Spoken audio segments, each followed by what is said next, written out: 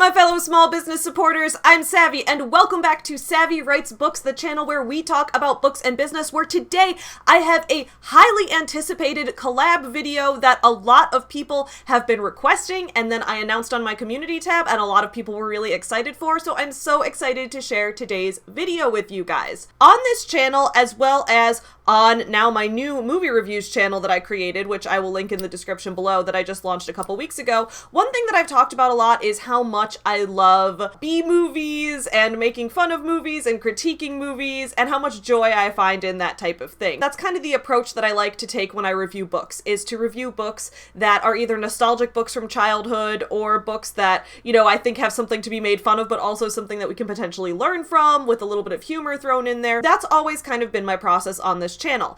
And as a result, I've gotten a lot of comments of people asking me, hey, you know who also has a similar sense of humor and a similar approach to you is this channel, DiRamio. We would love it if you would do a collab with them at some point. And what you guys maybe didn't know was that I've been a huge fan of Nick's channel for a very long time. I think ever since Nick did a Camp Rock review a while back, I'd been watching all the Disney Channel original movie reviews, and I just loved how their approach to all of the reviewing was always from a perspective of, how can we critique this? How can we make this better? What can we learn about filmmaking and about storytelling and story structure from this process? Because I felt like it always had something to learn in each video, as well as critiques and funny jokes, and I just love that approach. So when Nick was on Twitter and said that they were interested in coming on other people's channels, I was like, hey, you want to come on my channel? You were probably the most requested collaboration I get. So we organized this, we set this up, and we decided that a great topic for us to talk about would be American Girl doll self-help books. I've done a couple videos on my channel now recently about American Girl self-help books, including the dating advice book and the body and puberty advice book and all of that.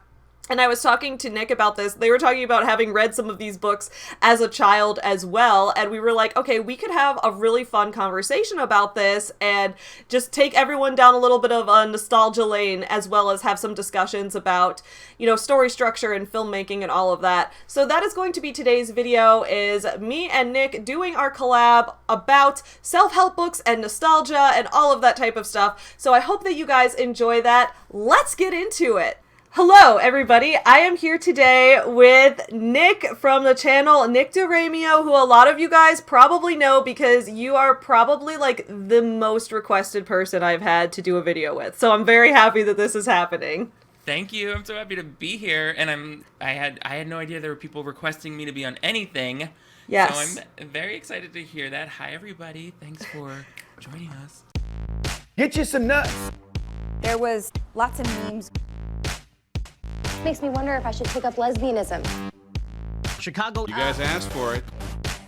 Before we continue with today's topic, we have a quick word from today's sponsor. Today's video is sponsored by Magic Spoon, which is a brand of cereal that I have fallen in love with ever since I started eating it this past January. It's December now, which means I've been eating the cereal for almost a whole year, and with the variety of different interesting flavors offered, it has never gotten old. Magic Spoon cereals are high protein and low carb, containing 13 to 14 grams of protein per serving, only 4 to 5 net grams of carbs, and only about 140 calories per serving. Each serving has 0 sugar, with the exception of the honey nut flavor, which has 1 gram of sugar per serving because it's made with real honey. And that honey nut flavor is one I've really been enjoying this year, along with my all-time favorite flavor, of course, which is cinnamon. But I also love the fruity flavor when I want to add a little variety. If you click on the link in my description below, you can go to Magic Spoon's website and build your very own variety box where you can pick from some of the great flavors that I just mentioned, plus other awesome flavors like frosted, peanut butter, cookies and cream, and maple waffle. Plus, you can also add cereal bars to your box now as well. Cereal bars, which come in flavors like cookies and cream, cocoa peanut butter, cinnamon roll, and s'mores, are a convenient way for me to get some extra protein while I'm out walking my dog or while I'm walking to the gym and don't have time at the moment to sit down with a bowl and a spoon. Similar to the cereal itself, the cereal bars are also high protein and low carb, containing 10 grams of protein, 4 net grams of carbs, and 130 calories per bar. All cereals and cereal bars are gluten-free, grain-free, soy-free, low-carb, and keto-friendly. If you'd like to try Magic Spoon cereal for yourself, go ahead and click that link in my description below and use my code SAVVY at checkout, or go to magicspoon.com/savvy for $5 off your order today. Magic Spoon ships throughout the US as well as to Canada and the UK, and orders come with a 100% happiness guarantee, which means that if you aren't satisfied with your order, you can get your money refunded, no questions asked. So if a new cereal is on the horizon for you right now, try that link in my description below, and don't forget to use my code SAVVY at checkout for $5 off. Thank you again to Magic Spoon for sponsoring my video. Now, let's get back to it. I love your movie reviews so much. I think I found your channel, I don't even remember through what, but I've got to say a few things. One, I appreciate in your review of the ABC Family movie Cyberbully, you're the only person I've ever seen call out the fact that Emily Osment helps the kid take the cap off the Snapple at the end of the movie after she didn't die because she couldn't get the cap off the pills. That had to be a joke, like, on purpose, right? Like, there's no way that was a coincidence. No one else ever calls it out, and I point it out to people constantly, and people are like, no, are you serious? And I'm like, oh my god, thank god you pointed that out. It was either, like, the actors being funny, like an inside joke to try to see if they could get away with it, or they shot it out of sequence and, like, didn't make, that was just like whatever they ad-libbed it. But I choose to believe it was intentional character development, like it was part of her arc. Cool. She finally learned how to get caps off of things. It was no longer too soon to talk about. They could joke about it. Yes. For anyone out there who hasn't seen Nick's channel before, which you probably have because, again, my audience is always asking me to collab with you. But anyway, I love you. You do like a variety of movie reviews, I guess, like focusing a lot, especially on like, you know, Disney Channel movies and movies that a lot of us grew up with and things like that. And I've always really enjoyed the way that you break down the like the filmmaking elements of it, because I was a film school kid too at one point, so it's very really. Well, I went to Northwestern. I studied film and communication and creative writing. Cool, that's awesome. Yeah, we have very similar backgrounds because I also focused on writing in film school, and that's the most obvious, I think, part to. That's where I think I started really becoming like an active viewer of movies. Is like I was in all these writing classes, and I was like, every piece of feedback always seems to be like, where is the conflict? Like, what is the character development? And it's like, oh, those are the things that make good stories. So it's the easiest thing while watching TV to be like, is this the biggest conflict? Is this the right order of things? But then I love talking about the technical stuff too, especially, as you said, on nostalgic, lower budget TV movies, because they had to pump those things out, which means a lot of production in terms of like shooting overseas or like having no special effects budget type of deal, which is like a great jumping off point for describing, like, you know, we're all basically trying to tell stories on a budget. So it's like there's lots to learn from those. Yeah, those are some of my favorite parts is when, because this is what I try to do when I do book reviews on my channel, is when you look at a piece of work that somebody put out, looking at like, how could this have been made better? And I think you always come up with some pretty good ideas around like, oh, if the plot had gone in this direction instead, or someone had set this up instead, or if this, like, I think there's always a lot of good ideas in there, and I'm thinking like, oh yeah, like you really could have improved this in a lot of ways. Thank you. Yeah, that's my favorite part, because it's just like being in a group setting and getting feedback from other people is so important. And I think so much work suffers at the artist's ego and inability to see their work as something that could use improvement. So I love, you know, thinking collaborative. Like, I mean, nobody can think of everything, and somehow the decision to do the worst thing, like the easier or the weirder story element comes in, or something that's different from what I would do, but there's probably, you know, some reason, right? Like the producer vetoed it, the director couldn't take the advice from somebody, or there simply was nobody to offer constructive feedback, or they're unteachable in the case of some of the influencers I've broken down on that channel. Did you like getting feedback on work when you were in film school? Like, I remember it was hard for me at first. I would be like, fuck you, whatever you just said. It could be hard. I mean, I think that, like, I had gotten used to it because I also did my master's in writing and publishing. I was an English major when I got my master's degree, so it was all, like, writing workshop classes. So that was just a big part of it. You just kind of went into it expecting that every time you made something, you were going to show it, whether it was, like, a student film or whether it was a novel you'd written or a poem or whatever. You were going to show it to a whole group of people and get everyone's opinions. I always struggled. What I would struggle with is when I would be in a class where some professors would be like, you're not allowed to talk if you're the person we're examining. And I get why, because, like, they don't want you to argue with people, but also, like, I would always feel like, okay, I get that I'm not allowed to argue with people about this. However, if this thing is coming across this way, and I meant it to come across this way, I want to tell you how I meant it to come across, not because I'm going to be there to tell people that when they're the audience, but because I want someone to be able to give me advice on, like, what about it was not coming across that way. Like, I want it to be more specific so people know my intention. So I would just get really frustrated with that. Yeah, I can't even recall having any professor who wouldn't let us make a not rebuttal, but a response of any kind because of that. Like, I want you to know, okay, well, I was going for this, or like, my reference was this, and then someone's like, well, what if you tried getting there by, and then you're like, oh yeah, that's such a clever idea.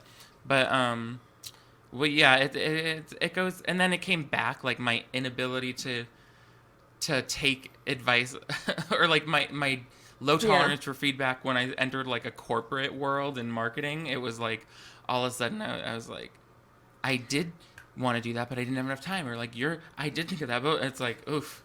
Yeah. I'm so glad to only have to, well, now it's like a whole other ballgame because I'm basically working alone to create the breakdown all the time. But, you know, you get feedback plenty.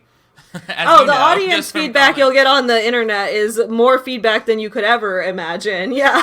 Feedback I've been trying to take, like, yeah, like, even if I'm, like, commenting on, like, I'm talking about, like, Ben Shapiro or Jordan Peterson or, like, someone who sucks and, like, their fans give me feedback, sometimes I think, like, well, you know, if their fans' feedback is, like, you're an ugly lesbian and that's why I don't listen to you, then I'll be like, okay, well, that's not really feedback. But if they give me feedback that's, like, something where it's, like, they point out a counter argument where I'm like, oh, I guess I could have addressed this point more, I can even still try to learn from those things, like, in those exactly. cases. I mean, and then there's times where it's like, I hear the feedback right behind all of that personal garbage that you also included, but thank you anyway. So it's learning to, I think, just having an honest perspective on yourself and being like, some things people say are just mean. I think one of the hardest times I had with feedback was when I was in grad school. I was writing my novel 90s Kids, which is my biggest YA novel now. And back when I was in the first draft of it, I kept feeling like I was like I kept feeling like I was getting straight people feedback. I don't know if that makes sense, but I kept like getting feedback where I was like, I had two main characters from different time periods, and one was from 2006 and one was from 2015. And they were two girls, and the people were like, those time periods aren't that different. And I'm like, yes, they are. And I kept, like, if you lived in like, yes, I'm like, if you're gay, they are. Like, yes, they are. Yeah, seriously.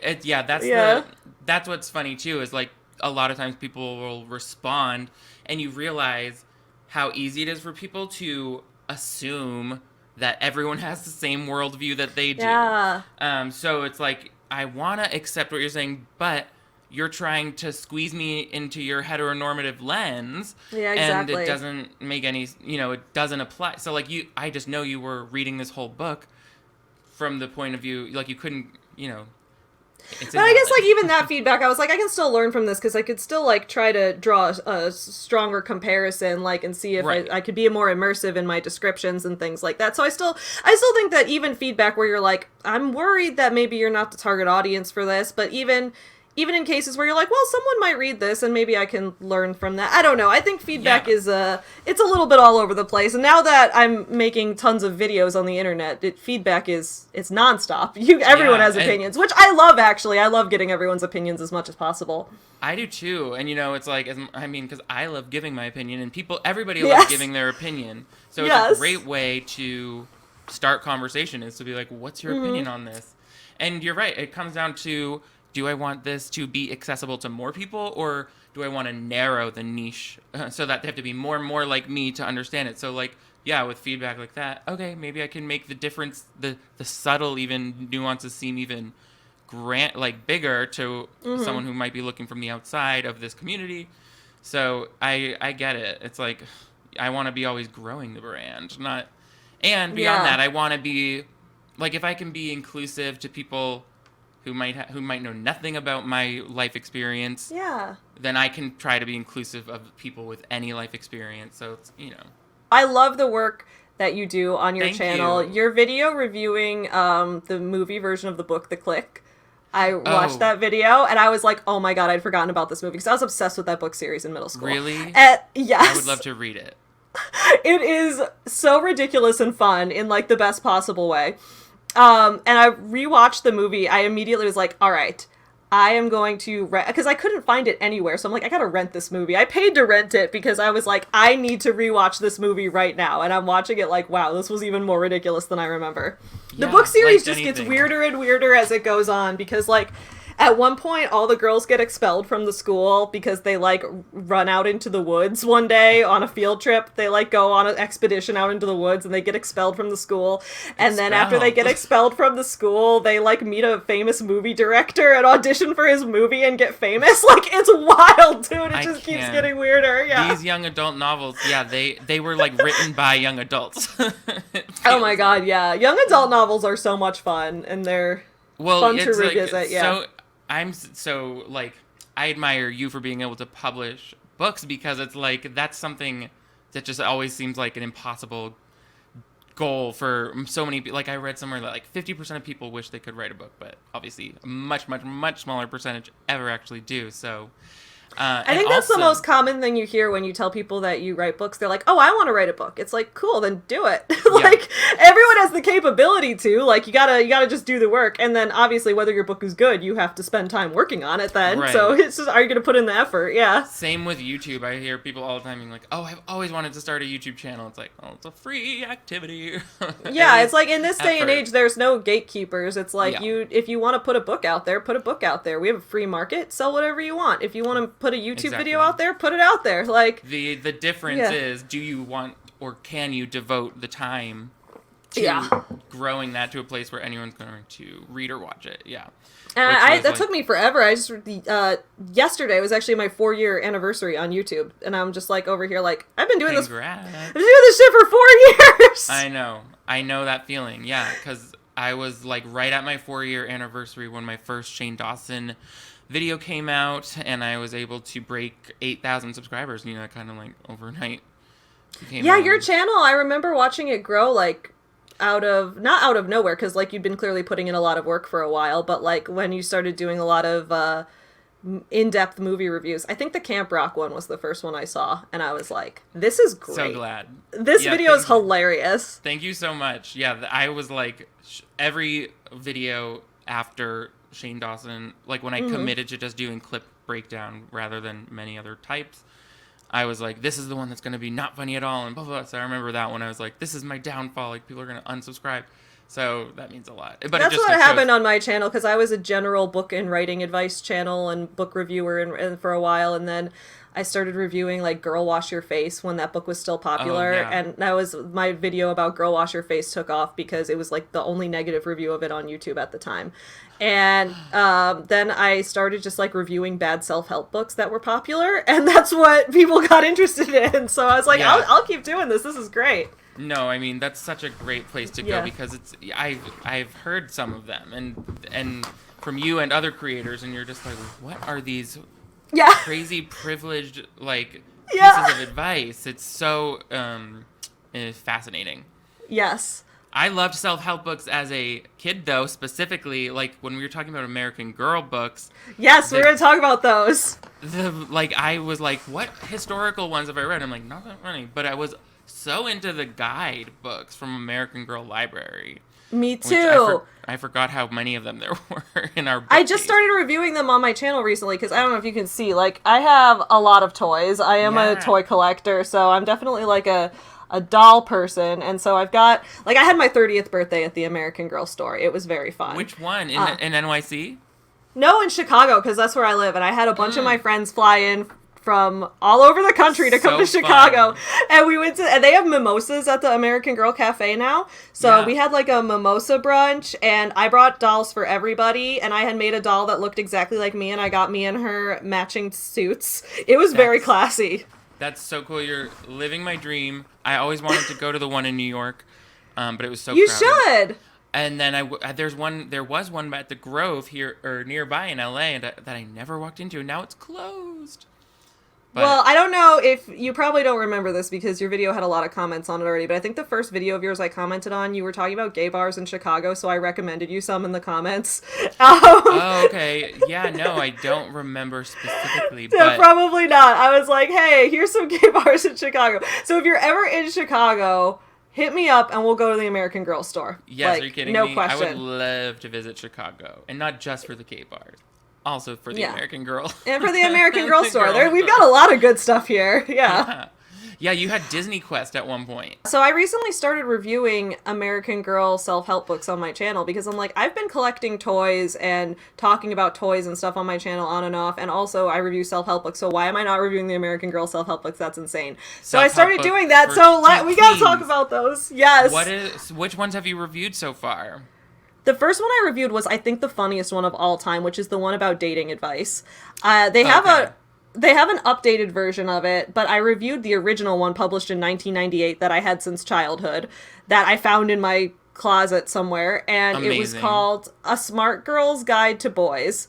I remember that And- one. Yeah, I think I have that pulled up on my Oh my god, screen it's here. great. I remember The Care and Keeping of You. Love that one. That I reviewed was, that one, 'cause I have too. 2 older sisters, so these were all theirs. My mom got them for them. And I loved the one about, like, letters. Did you know the one about letters? Like, Was it funky the- letters.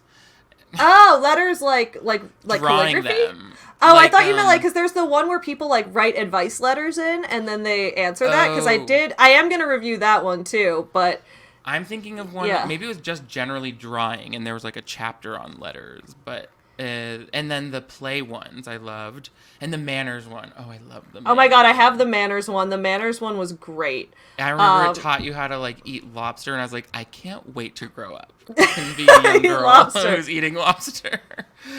I just thought growing up was going to be so much cooler than it was. These Yeah, I was American like, I Girl can't books. wait to use these tips. Oh, that, and I reviewed, we'll talk about this one too, but I reviewed the business one. There was like a little Boss Babes book called Money Makers, and it's where I learned the word entrepreneur as a kid.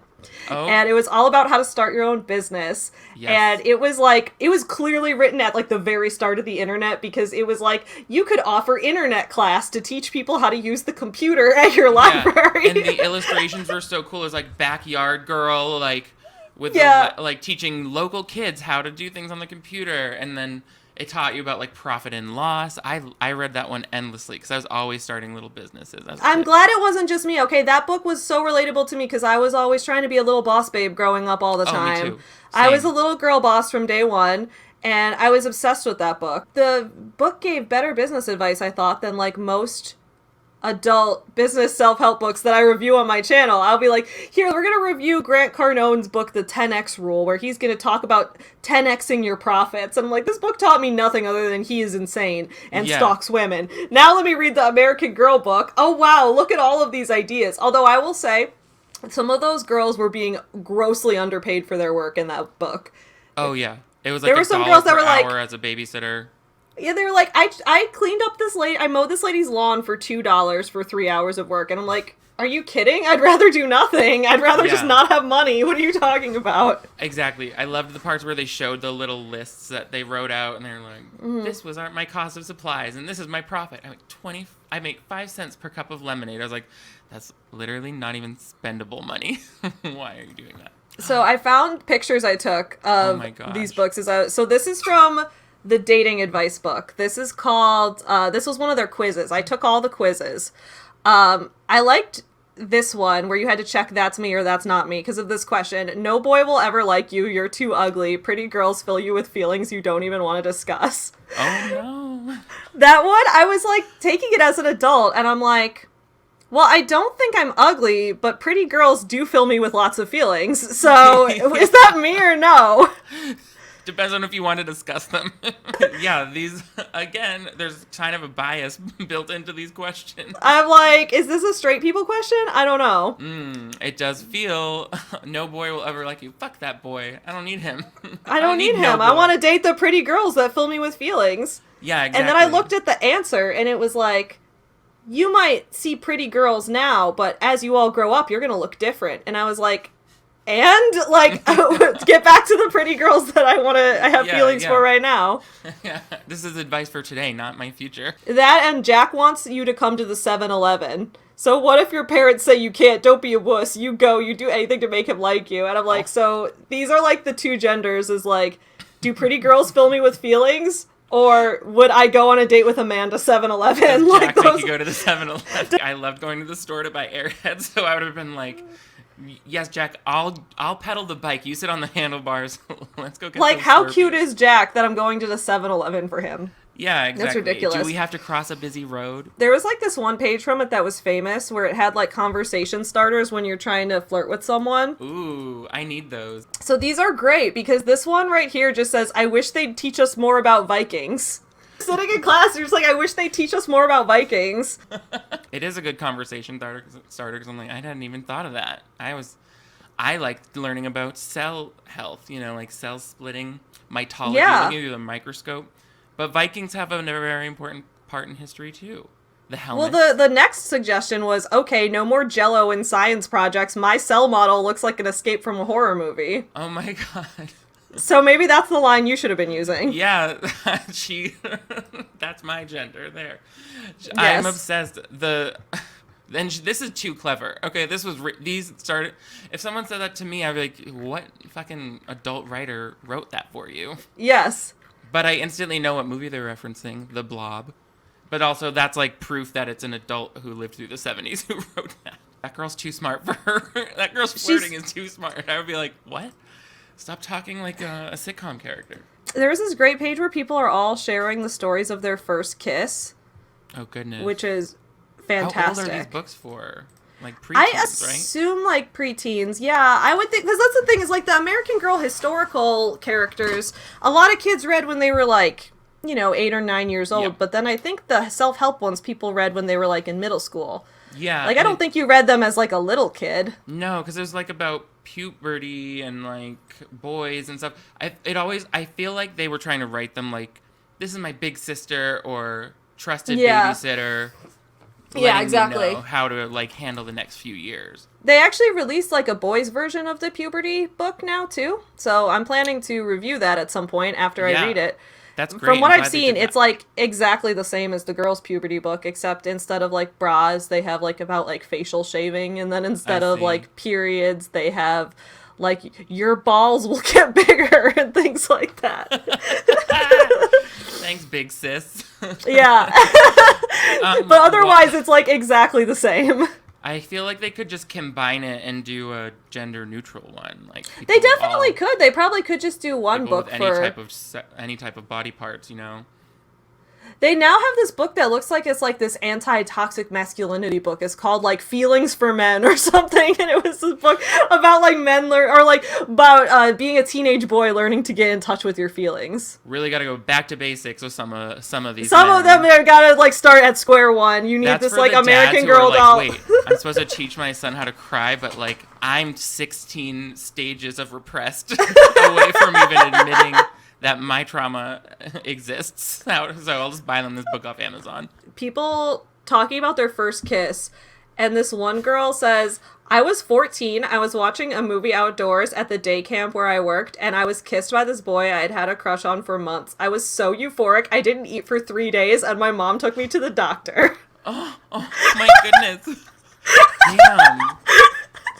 He didn't kiss her. That was the Dementor's kiss. He ate the food out of her stomach or something. She couldn't eat for 3 days. He gave you mono. She was not ready for that kiss.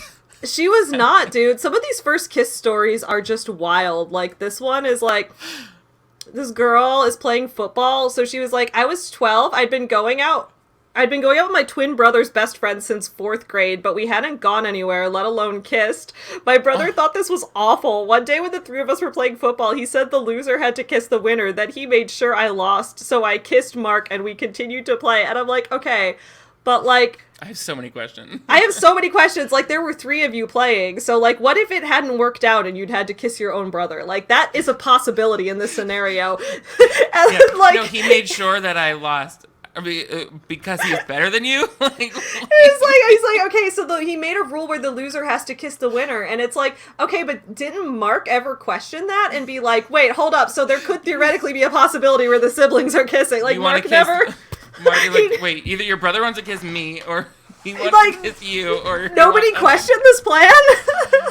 That's why I feel like someone, whether maybe someone really submitted that story because... It sounds made up. The logic doesn't pan all the way through. Unless it was like, there's like many other team players that you didn't mention. It was like a boys' team. I was like, how many people were playing football? And like, what? You need to diagram this whole situation. I absolutely loved the dating advice book. I thought it was hilarious. Honestly, I forgot that even existed because it felt, even the like, Karen Keeping of You one felt so pre-sexual. Like, it felt so like, don't even worry about that yet. Wait until you can put a tampon in properly, and then we'll talk. Yeah. Yeah. Which I appreciated. And I learned a lot about women's health from those books. I learned everything about puberty from the Care and Keeping of You, but I think I just had terrible reading comprehension as a kid because I read the section about getting your period and I was under the impression that you had it for the rest of your life, not that it was like a once a month thing. Mm-hmm. And I was like, oh my God. And then one day my mom was like, hold on, Savvy, I gotta have my period. I'm gonna take a minute. And I was like, well, obviously, because you're an adult. And then my mom was like, what? And I'm like... Don't adults have their period all the time? And my mom was like, no. So she had to clarify that for me. Well, it's like so weird how, the way they explain certain things are like easily misinterpreted. I thought it resulted in a full-size chicken egg.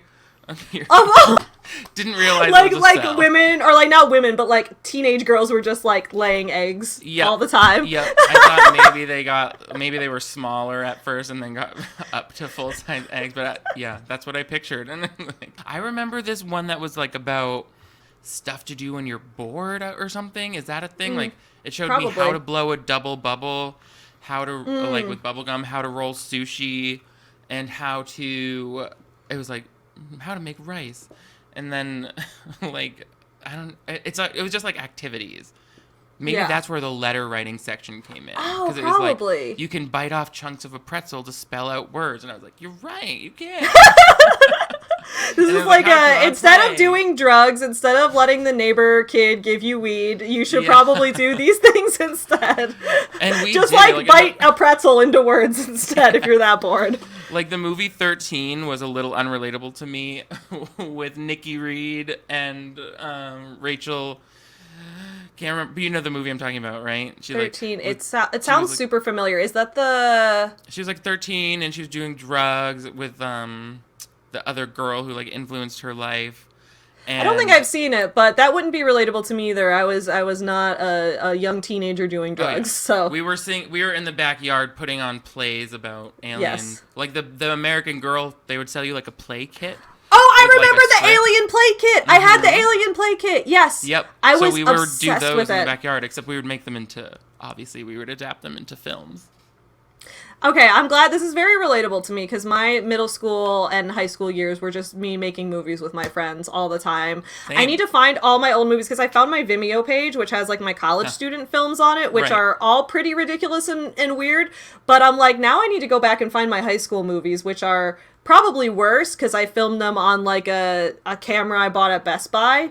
Back in the day, I didn't have any microphone. I just used the built-in camera microphone, and there was like you had to stick a tape in the side of it, so you heard the tape, the going in the background. You have to, like, do the mini DV cable into the computer to record the tape onto the hard drive before you could put it into iMovie or whatever. It was a whole, and then we didn't even have control over image quality. It was like it's gonna be like 420 20. That's the thing I will say. Today's teens, they all have a cell phone that has video. They don't Okay. like. I remember my like sleepover party. I had to celebrate the end of 6th grade. I had the best time because my friends and I all decided to make a movie where we had my one friend who was a girl with short hair and she played the boy, and the rest of us were all girls that were in love with her and were fighting over her, and that was the plot of the movie. It was like a mean girl drama thing, and we Doesn't filmed really this pass on this. the Bechdel test. It might have, because I think my character was a nerd and I talked to my friend about math a little bit too. Oh, so I think it may have, You actually. were the key. Yeah. So we had like this camera where you opened it up and you had to put a full VHS tape in the side and then What? close it and then plug it in the wall. It didn't even have like external batteries. So we had to film this all in the living room. So we just like made different setups in the living room for it. It was awful, but it was hilarious. And this was before I even had editing software, because I got editing software for my 13th birthday. So Ooh, I didn't yeah. have editing software yet. So we just had to film it in order and hope for the best. We did that for my sixth grade birthday. I Yeah. made everyone do this like murder mystery in my basement that I thought was very clever because Yeah. they got a thumbnail print off of a dropped Yeah. penny. And I also remember yelling a lot at my friends who were because no one was focusing up and letting us get through the shoot. But because that was not really a birthday activity. They wanted to get to the piñata, and I get it. I should have made the piñata part of the movie. Yeah. Yeah, I was always doing movie stuff like that for everything I did. I think I did, like, my 12th birthday party was, like, we had a karaoke party, and everyone made a music video. But the music video was just, like, I set up the camera in front of the karaoke machine, and people sang karaoke. And I was like, people it's a love music that. video! Yeah. We would do You that can take too. your own VHS tape home! I had this camera, again, no editing software, but it was like this plastic kid's camera that had a radio wire, and it would go to a tape with a wire sticking out of it that we put in the VCR, and that would play on the TV. I don't really know how it worked, what the input was. Oh, it was like an RCA cable, but with a radio antenna. So then you could record it onto a VCR. And we would put that on a tripod and just like sing the Venga Boys in front of it, or hell Vitamin yeah. C, the Graduation. Oh, absolutely. It was like, and we have these tapes of it. I have it somewhere. It's like we're wearing snow pants because it was like our 3rd day snowed in New Hampshire with like, no school. So, we grew up, we were the advent of moving image. I think so. I think that honestly the millennial generation is the one that knows technology the best. I know that sounds a little weird, but like, right. because Well, we know where it all came from, like. Right, like we grew up with it enough that we're not like looking at a computer mouse like, what is this? But we're also like, we grew up with it at a time when it was developing, so we like Right. had to learn it as it went, and it's like everything is very streamlined now. Like anyone can just hit record on a phone camera and it's very easy. Yeah. Which like, is good because more people can do it now, which is great, but it's also you have a lot of good memories of all of the wonky equipment and trying to make it all work. And like learning to shoot a story in sequence like that, because you're not going to be able to edit, so it's just like turning the camera on and off. It like makes you think about, putting things in the right order. What happens next? It all serves a There were purpose. no multiple takes on anything. I was like, this is the Yeah. VHS tape. I don't have editing software, so this VHS tape is where this movie is going to live for its whole life. So we need to get this right on the first time. So Yeah. if you mess up, you keep the scene going, okay? Yeah, you make it work. You make it work. It teaches a lot of skills to work on. It's like when in film school, I had to work with 16mm film, like actually splicing it and taping it together. And I was like, ugh, because coming from, iMovie as a young kid, or before that, some other little toy editing system, it was like Control Z, try out these crazy effects. And this one is just like, I just am trying to make a good story in black and white with no sound, and it's fucking hard. Yeah, I remember, so when I was 13, for my birthday gift, I got Pinnacle editing software for, like, the Windows 2000 computer. So good, yeah, I remember. Yeah, so I got that, and then I eventually, when I went to high school, I got an Apple computer which had iMovie in it, and I was so excited about iMovie, because you could do effects in iMovie. Yeah, And Pinnacle, then, you're like, pfft. After you Pinnacle look was at iMovie. awful, dude, but iMovie... And they thought they were everything. One of the iMovie versions, I don't know if I was just bad at it, but I could not figure out how to separate the audio and video tracks. It was just, like, locked together permanently. Yeah. And I was like, this is very frustrating to have this locked together, because if I need to delete the audio here, this is a problem. So I'm like, all right, everyone just needs to shut up while I get this shot, because we are not going to be able to delete the audio. There was like no separate audio editing in it. I remember like buying plugins for iMovie so that I could do like blue and green screen or like make a lightsaber, and those were like the early versions of iMovie. You can't buy plugins for them now, but that little red line render, it was so Oh my slow. god, the rendering line. Okay, if I didn't have a whole night before, I was like, okay, we're gonna leave this rendering and exporting overnight, because it would take like 6-8 hours for like my little 10-minute movie to render and export and everything. And if something froze and went wrong, you had to start all the way over. Yep. And I would do it for school projects a lot where they only had a VCR, so I would have to record it back out onto a tape. And that was a whole process. Like I would plug my camera back in and it would record it back onto another DV tape. And then I would plug my DV camera into the VCR and record. Or no, I would plug it into my parents' TV, which had the built-in VCR. So it could just record anything that was on the screen. Ugh. Yeah, it was, I had this movie I made with a couple of friends. We made like this little courtroom drama about someone getting caught driving without a license and going to court over it. So we made this whole little court drama, I think because we were obsessed with Legally Blonde, so we wanted to have like a little court scene. So we filmed a little court scene, and I was ready to edit this on my new editing software that I had just got. So I edited this in the Pinnacle software, and the audio and video were not synced up at all, and I was like, I don't give a shit. I edited this, it has text on the screen, we are good. No one will notice. No one will notice, and then I couldn't figure out how to get it onto a VHS tape, because I didn't have anything else to do at this point. This was like 2005, so I was like, I called up the guy who was like the camp counselor at the computer camp I went to over the summer. I called him on the phone, and I was like, teach me how to hook a VCR up to the computer so that I could export this video onto a VHS tape, and he did. It took me like hours, and I finally got it exported from the computer. I hooked up the VCR somehow. I don't even remember how at this point. This was 17 years ago now.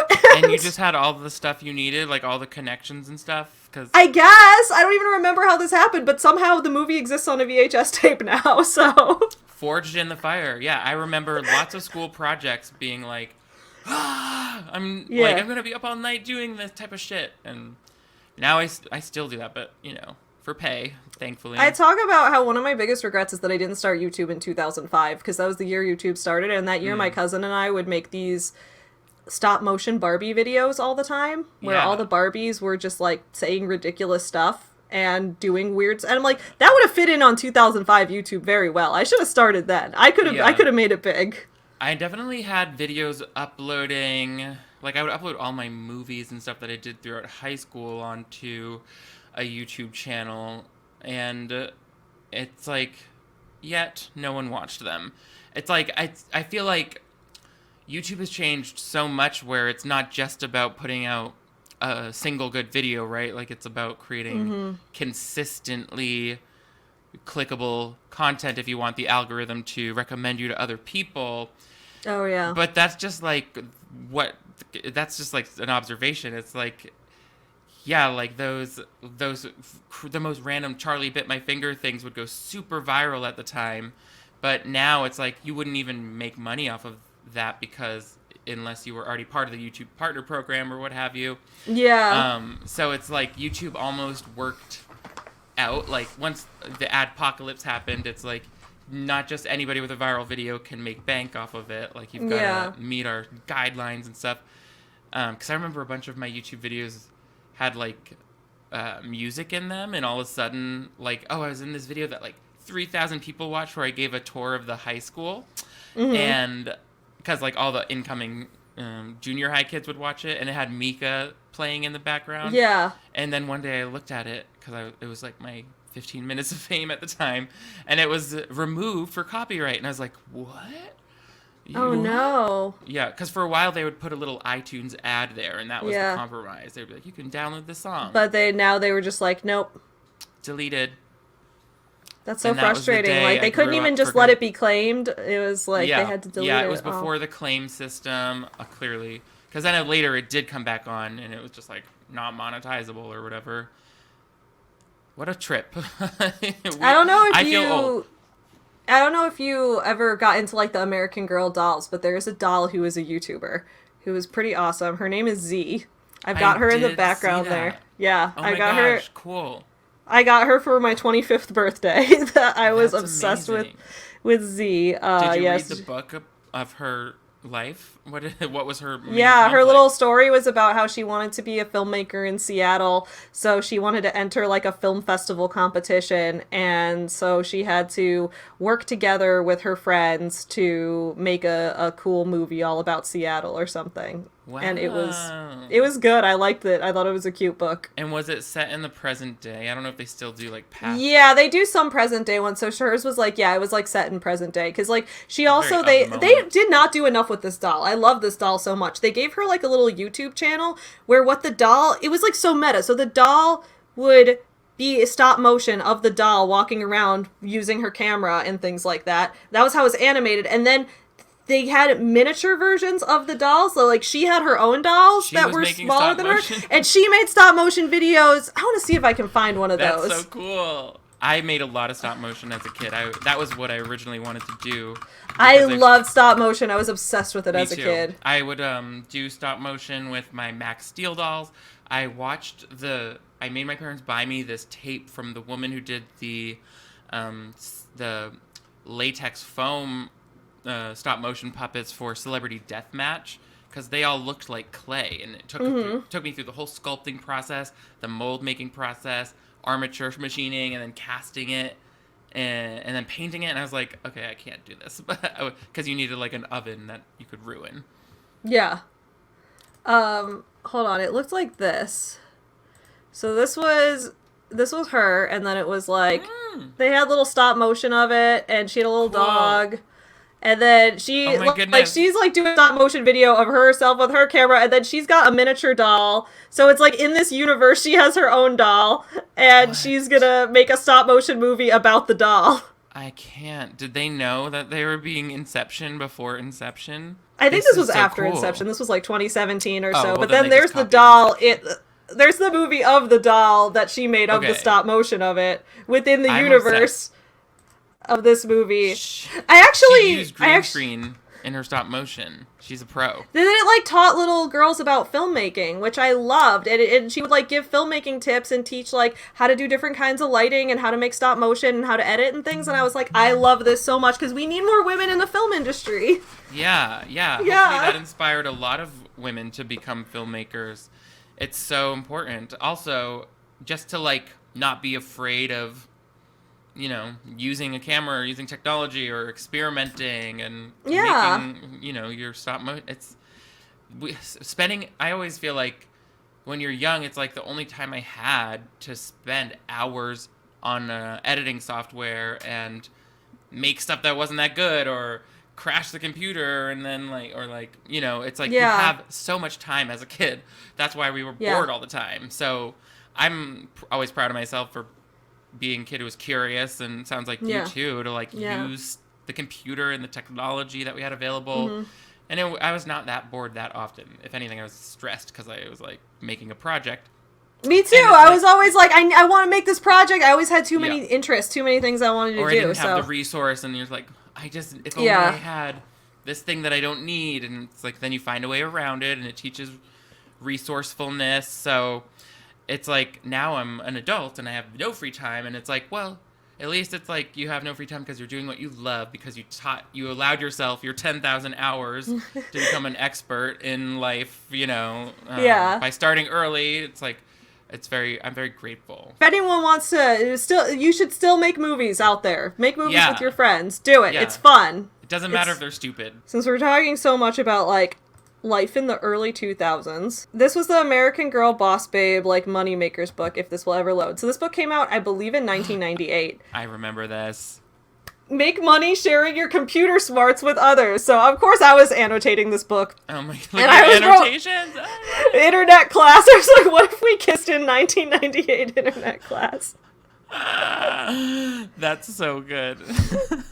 Organized training sessions for families or friends who have just purchased a new computer and are learning new software. Introduce beginners to the internet by searching for a favorite sport or hobby. Teach kids how to draw with the mouse and play computer games. Oh, kids. Like, that's not something anyone can figure out.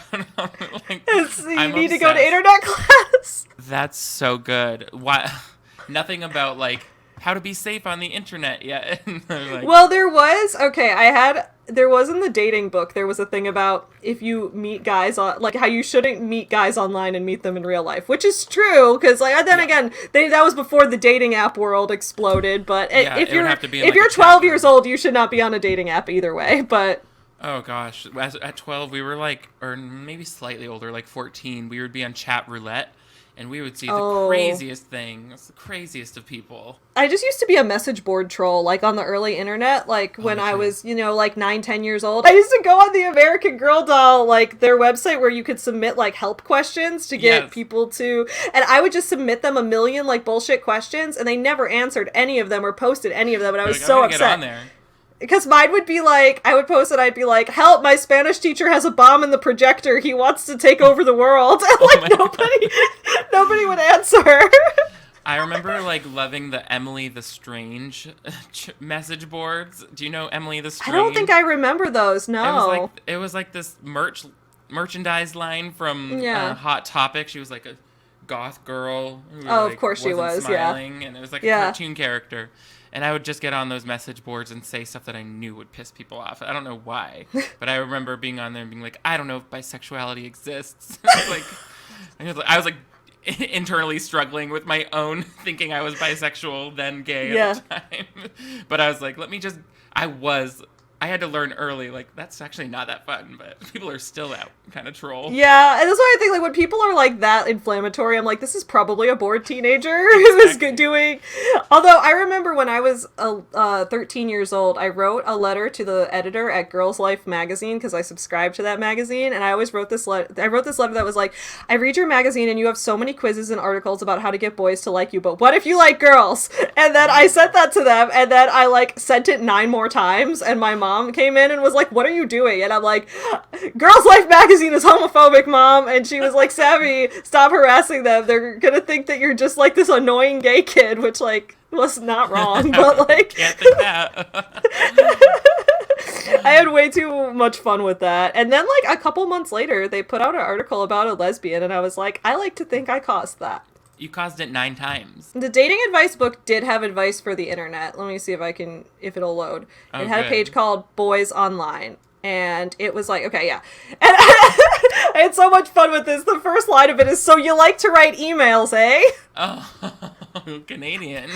So you like to write, this is not Canadian Girl Dolls, okay? That's why. Yeah, right. Let's keep it nationalistic. And they say the net, and they capitalize the net. They're like, keep these things in mind when you're on the net. Wait, can I zoom in on this? Yes, okay, there we go. Keep these things in mind when you're on the net. It's like when they talk about him, capital H-I-M. Yes. My favorite is keep your guard up. You have no idea who that person really is. Billy may be a 6th grader in New York, as he says he is, but he may be a full-grown man in Nevada, too. Not Nevada. Not Nevada. I need to do the manners one next, because the manners one, I remember it having all kinds of great advice for all kinds of situations. I'm going to be really looking forward to that one, because it made me feel so excited for my first dinner party. And I still think about it all the time. It told you how to leave your fork and knife on the plate to signal to the waiter whether you're just taking a break from eating or whether you were ready for your plate to be removed. And I still do it. I think I do it backwards, but... There's only one scene in it that stuck in my head. Like, I remember reading the whole book, but I don't remember almost any of it, other than there's this page about why you shouldn't laugh at people when they fart on the bus. And I was like... I know, like, you can't always control how funny things like that are. It's like a picture, it was like a drawing of 2 kids on the bus, and, like, one of them farted and the other one was laughing, and they were like, don't do this is rude. Well, then don't draw it so funny.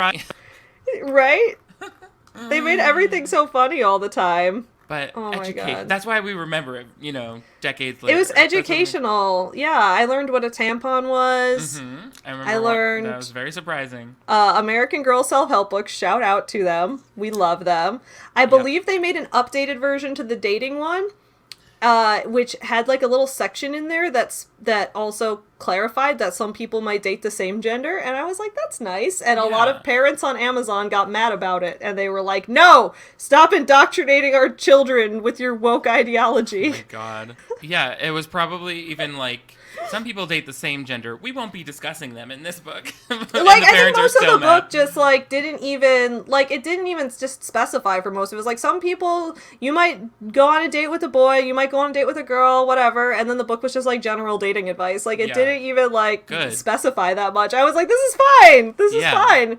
It's better than the other one, which was acting like boys and girls are such very different things. Well, thank you so much for doing this video with me today. I had a lot of fun reacting to this stuff. Oh my gosh, me too. I'm so glad, because, like, at first, I was like, I gotta read all of these American Girl historical fictions, and then I was like, oh wait, but I've already read all the self-help books, and then that's what you wanted to talk about too, so I had the time of my life. Yeah, I was happy to talk about any topics you wanted. I was just excited to get to do a video with you, because it had been, first of all, because I love your videos so much, I think you're so hilarious, and then also just because people request it so much, so I'm like, let's make this happen. Yes, let's make this happen so already. Much. I'm so glad people requested it, and I was so happy to be here. Thank you so much for having me. Yeah, me too. I'm really glad that you were able to be here as well. I'll look forward to some of your holiday Christmas romance. I can't wait to see the Falling for Christmas Lindsay Lohan movie review. I'm so excited for that one. Yep, should be out by the time you're watching this,